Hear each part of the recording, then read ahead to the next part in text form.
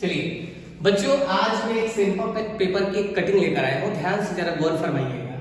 इस सवाल में बखूब लिखा है कि right the isomer of C3H9N doesn't react with Hinsberg reagent. ये सवाल बखूबी आपको डराने की कोशिश कर रहा है, लेकिन आपको डरना नहीं है, ध्यान से देखिएगा। पहले बात तो ये समझिए कि आइसोमर क्या होता है। आइसोमर का मतलब होता है जिसका मोलिकुलर फॉर्मूला तो सेम है लेकिन स्ट्रक्चर्स अलग अलग होंगे, पहली बात।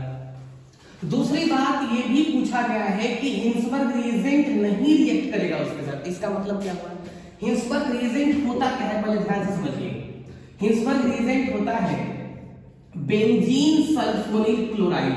मैंने बहुत दफा आपको क्लास में भी बता रखा है, आपको मैंने स्ट्रक्चर भी बता दिया। हाँ जी, हाँ जी। अब ये बेंजीन सल्फोनिल क्लोराइड बोले तो हिंसबर्ग रिएजेंट। अब इस हिंसबर्ग रिएजेंट के साथ रिएक्शन कौन करता है? तो रिएक्शन करता है 1 डिग्री एमाइन और 2 डिग्री एमाइन। तो कौन सा एमाइन नहीं करता है? Only one, that is known as 3 degree amine. अब इस फॉर्मूले से मुझे 3 डिग्री एमाइन बनाना है। इसका मतलब नाइट्रोजन कहां होगा? बीच में होगा। और कैसे होगा जरा घूर कर देखिएगा। नाइट्रोजन हो गया बीच में। सर एक नाइट्रोजन दिया था, एक नाइट्रोजन का काम तमाम। ध्यान से देखिएगा मेरे नवाबो, कितने हाइड्रोजन है बाबू? 3 हाइड्रोजन है। तो मैं क्या करता हूं, 1 हाइड्रोजन, 2 हाइड्रोजन, 3 हाइड्रोजन, ये भी काम कंप्लीट। एक कार्बन कितना बॉन्ड बनाता है? 4। कितने बॉन्ड बना रखा है? 1।